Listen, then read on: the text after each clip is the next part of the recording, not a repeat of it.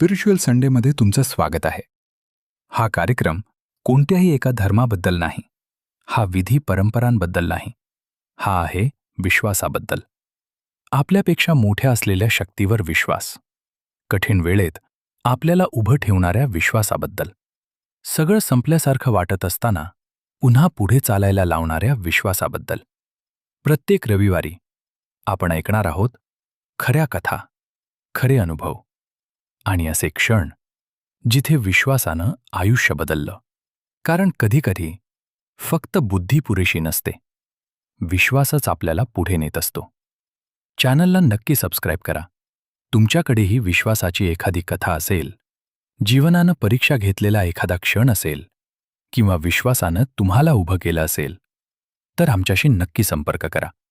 Red hornbill एंटरटेनमेंटला तुमची कथा कदाचित कोणासाठी आशेचा किरण ठरू शकते. आम्हाला लिहा आणि आम्ही तुमची कथा जगापर्यंत पोचवायला मदत करू. चला तर सुरू करूया आजच्या स्पिरिच्युअल संडेला.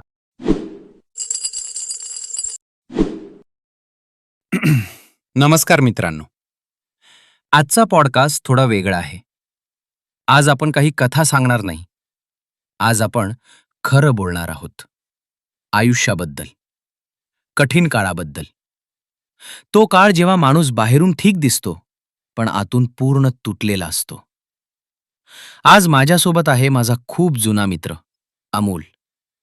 आणि याच्या आयुष्यात असा एक काळ आला होता की याला खरंच वाटलं होतं, बस आता काही राहिलं नाही. पण त्यावेळेला याला गजानन महाराजांनी एक गोष्ट शिकवली.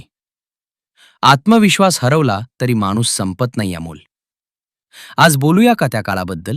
हो, बोलूया. खरं सांगू का, तो काळ आठवला की अजूनही अंगावर काटा येतो. कारण त्यावेळेला मी खूप घाबरलो होतो. मला आठवतं, तू आधी असा नव्हतास. नेहमी कॉन्फिडंट, नेहमी हसणारा. नेमकं कधी बदलायला लागलं सगळं? सगळं ठीक चाललं होतं. जॉब होती, फ्युचर ठीक वाटत होतं. पण एक दिवस अचानक कंपनी बंद झाली. अचानक? काहीच अंदाज नव्हता? नाही. एक मीटिंग झाली आणि सांगितलं कंपनी शटडाऊन. त्या दिवशी घरी आलो, पण घरच्यांना काही सांगितलं नाही. का? मला वाटलं 2 आठवड्यात जॉब मिळेल, पण मिळाली नाही. तो काळ खूप हेवी असतो. पहिल्यांदा वाटतं ठीक आहे, पण नंतर आतून आवाज येतो, काहीतरी चुकतंय. तुला आला होता का तो फिलिंग? हो. 1 महिना गेला, 2 महिने गेले. इंटरव्ह्यू देत होतो, पण रिजेक्ट, रिजेक्ट, रिजेक्ट. त्या शब्दानं माणूस आतून तुटतो. Not selected. हो. आणि मग घरचे विचारायला लागले, काय झालं? काही ठरलं का? नोकरी कधी लागणार? ते विचारतात चुकीचं नाही, पण ऐकताना त्रास होतो. खूप. मला स्वतःलाच उत्तर नव्हतं. कॉन्फिडन्स कधी गेला? तो मोमेंट आठवतो? हो. एक इंटरव्ह्यू देऊन आलो. मला वाटलं यावेळी होईल, पण पुन्हा नाही. तेव्हा पहिल्यांदा वाटलं, कदाचित प्रॉब्लेम माझ्यात आहे. हाच तो मोमेंट असतो. बाहेरची प्रॉब्लेम नसते, मन आतून आपल्या विरुद्ध बोलायला लागते. हो. मी स्वतःलाच म्हणायचो, मी अनलकी आहे. मी काही करू शकत नाही. मी लेट झालोय. रात्री झोप लागत नव्हती. डोळे बंद केले की फ्युचर दिसायचं.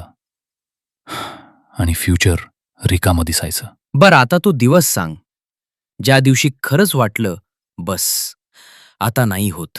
मला आठवतोय एक रात्री. सगळे झोपले होते. मी हॉलमध्ये बसलो होतो. लाईट बंद. फक्त मी आणि विचार. कसले विचार? मी युजलेस आहे. पहिल्यांदा हा शब्द मनात आला. कळतच नव्हतं मनामध्ये असे विचार का येत होते. हा मोमेंट प्रत्येकाच्या आयुष्यात येतो. त्यावेळी देव आठवला? आठवला, पण राग आला. देवावर? हो. मी म्हणालो, मी काय चुकीचं केलं? हा प्रश्न खूप लोक विचारतात, पण उत्तर लगेच मिळत नाही. मग मी तुला कॉल केला होता, आठवतं? हो.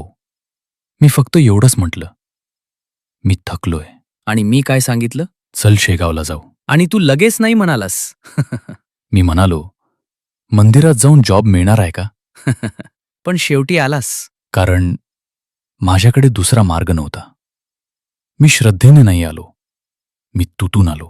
मला आठवतं, आपण मंदिरात गेलो आणि तू काही बोलत नव्हतास, फक्त बसला होतास. त्यावेळेला मनात काय चाललं होतं? शांत. पहिल्यांदा शांत.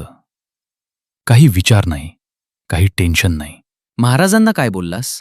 मी म्हणालो, महाराज, मला ताकद द्या, लढायची ताकद. हे खूप मोठं आहे.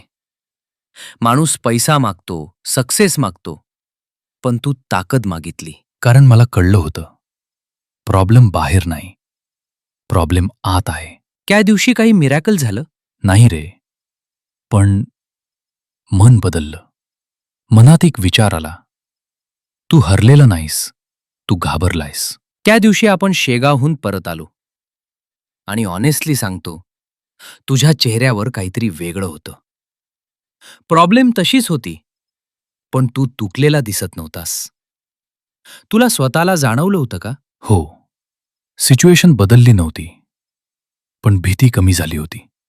पहिल्यांदा वाटलं, ठीक आहे, पुन्हा सुरू करू. हेच सगळ्यात कठीण असतं. मग तू काय केलंस पहिल्यांदा? मी ठरवलं, जॉब मिळत नाही तर छोटं काम सुरू करतो. कॉन्फिडन्स नव्हता, पण एक फिलिंग होती, करून बघू. मग काम सुरू केलंस आणि सगळं लगेच ठीक झालं का? नाही रे, पहिल्यांदा तेही फेल झालं. त्यावेळी वाटलं, परत तोच अंधार, परत तिथेच आलो. पण त्या रात्री पुन्हा मी बसलो आणि प्रार्थना केली, महाराज, मी प्रयत्न करतोय, पण मला भीती वाटते, मला धैर्य द्या. मनात एकदम विचार आला, पुन्हा सुरू कर. कधी कधी एवढंच पुरेसं असतं. कोणीतरी आतून म्हणावं, उठ. हो, मी दुसऱ्या दिवशी पुन्हा काम सुरू केलं. पहिलं यश कधी मिळालं? एक छोटा ऑर्डर मिळाला. फार मोठा नव्हता, पण माझ्यासाठी खूप मोठा होता. त्या दिवशी काय वाटलं? मी दुकानात बसलो होतो आणि अचानक वाटलं, हे शक्य आहे. त्यावेळेला महाराज आठवले. मी लगेच डोळे बंद केले आणि म्हटलं, गण गण गणात बोते. तुला वाटतं का महाराजांनी मदत केली?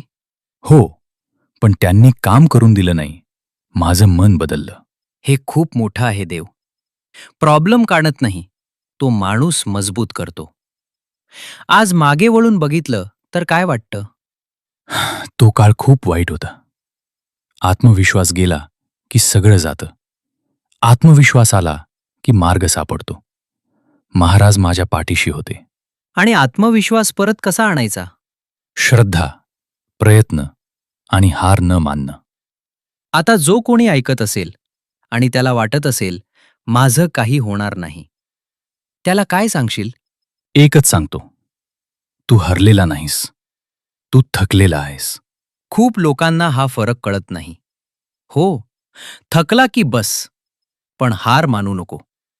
गजानन महाराजांना काय म्हणावं? महाराज, माझं आयुष्य बदलवा. नाही, मला ताकद द्या. मित्रांनो, जर तुम्ही हा पॉडकास्ट ऐकत असाल आणि तुमच्या आयुष्यात कठीण काळ चालू असेल, तर लक्षात ठेवा, हा शेवट नाही, हा काळ आहे आणि काळ बदलतो. श्रद्धा ठेवा, प्रयत्न करत राहा आणि स्वतःवर विश्वास सोडू नका. जर हा पॉडकास्ट तुम्हाला मनाला लागला असेल तर लाईक करा, शेअर करा आणि कमेंटमध्ये लिहा, गण गण गणात बोते, आणि चॅनल सबस्क्राईब करा. कारण अशा खऱ्या कथा आणि मनाला उभारी देणाऱ्या गप्पा आपण पुढेही करणार आहोत. श्रद्धा ठेवा, धैर्य ठेवा, महाराज सोबत आहेत. जर तुम्हाला गजानन महाराजांच्या भजन आणि जपायकाच्या असतील तर तुम्ही पण रेड हॉर्नबिल एंटरटेनमेंटला सबस्क्राईब करा किंवा डिस्क्रिप्शनमधल्या लिंकवर क्लिक करा. चला तर मग, पुन्हा भेटू पुढच्या स्पिरिच्युअल संडेमध्ये. धन्यवाद.